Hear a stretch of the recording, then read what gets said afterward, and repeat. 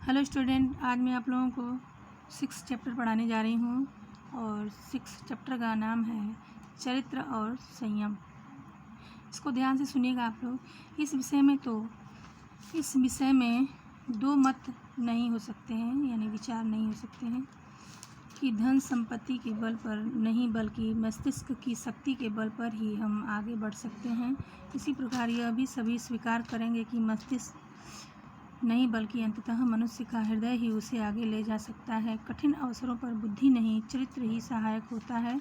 चरित्र का निर्माण दूसरे के हाथों द्वारा नहीं, अपने ही हाथों द्वारा होता है। हमें बाहर की अपेक्षा भीतरी सुधार की अधिक आवश्यकता है। भीतर अगर घुन लगा हो तो उस पर बनाया हुआ बिल्कुल दोषहीन राजभवन भी सफ़ेद कब्र सा होगा। इसलिए हमें आत्मशुद्धि की क्रिया पूरी करनी होगी। आत्मत्याग की भावना बढ़ानी होगी। जैसे किसी भव्य प्रसाद के रहने वाले जब उसे त्याग कर चले जाते हैं तब वह खंडहर सा प्रतीत होने लगता है। उसी तरह बिना चरित्र वाला व्यक्ति होता है। चरित्रवान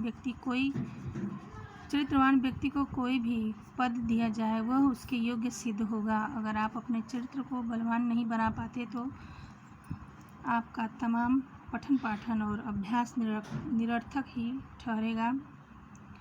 यदि लोक सेवा में अपनी विद्या का, अपने ज्ञान का उपयोग करना है तो नम्रता का होना आवश्यक है।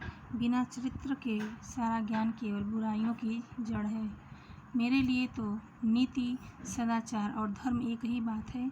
आदमी अगर पूरी तरह सदाचारी हो पर धार्मिक न हो तो उसका जीवन बालू पर खड़े किए गए मकान की तरह समझिए। इसी तरह भ्रष्ट चरित्र, धर्माचरण भी दूसरों को दिखाने भर के लिए और उपद्रवों का कारण होता है। नीति में सत्य, अहिंसा और ब्रह्मचर्य भी आ जाता है। मनुष्य जाति ने आज तक सदाचार के जितने नियमों का पालन किया है वे सब इन 3 सर्वप्रधान गुणों से संबंधित है या प्राप्त हो सकते हैं। संयमहीन स्त्री पुरुष तो गया बीता समझिए। इंद्रियों को निरंकुश छोड़ देने वाले का जीवन कर्णधारहीन नाव के समान होता है जो निश्चय ही पहली चट्टान से टकराकर चूर चूर हो जाएगी।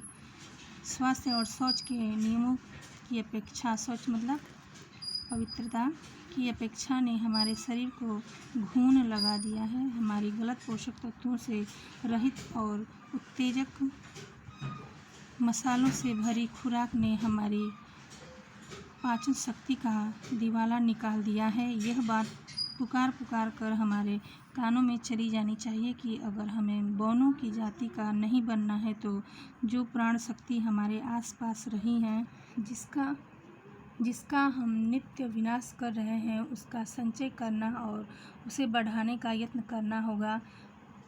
हम केवल शरीर के पोषण के लिए खाते हैं, स्वाद के लिए कभी नहीं खाते। हम हवा स्वाद के लिए नहीं पीते बल्कि सांस लेने के लिए पीते हैं। जिसने जीभ को नहीं जीता वह विषय वासना को नहीं जीत सकता। यानी वासना मतलब इंद्रियों को। जीव को जीतना बहुत ही कठिन है पर इस विजय के साथ दूसरी विजय मिलती है। जिनके विचार इधर उधर भटकते नहीं रहते, जिनका मन बुरी बातों को नहीं सोचता, जिनकी नींद स्वप्नों से रहित होती हैं और जो सोते समय भी पूरी तरह जागृत रहता है, वही सच्चे अर्थ में चरित्रनिष्ठ और स्वस्थ है। मनुष्य के मन के भीतर सदा 2 दरवाजे होते हैं। एक से वह देख सकता है कि वह स्वयं कैसा है, दूसरे से उसे कैसा होना चाहिए इसकी कल्पना कर सकता है। देह, दिमाग और मन तीनों को अलग अलग देखना समझना हमारा काम है, पर इतना करके रुक जाएं तो इस प्रकार का ज्ञान प्राप्त कर लेने पर भी हम उसका कोई लाभ नहीं उठा सकते हैं।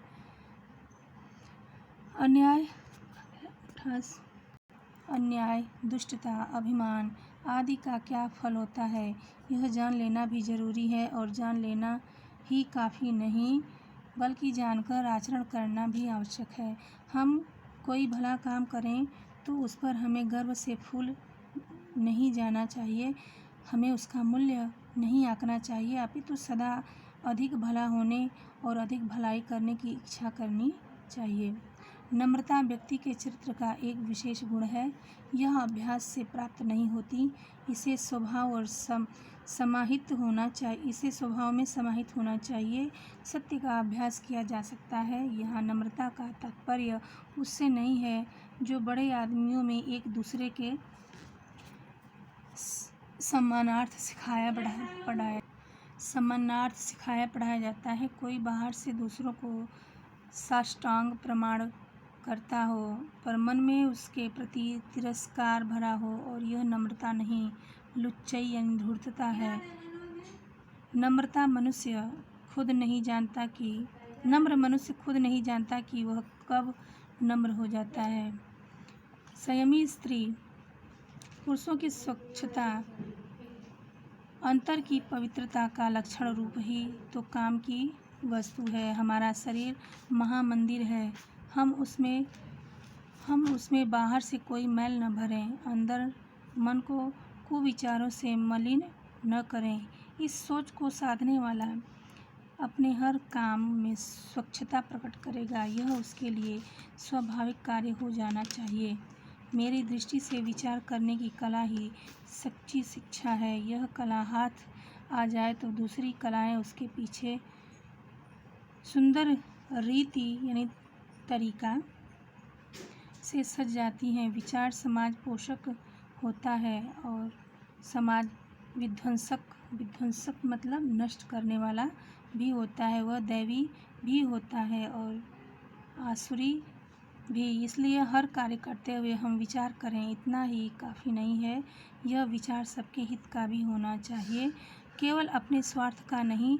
सच पूछिए तो जो केवल अपने स्वार्थ के लिए विचार करता है वह दूसरों की हानि तो करता ही है, अपने स्वार्थ को भी अंत में नहीं साध सकता।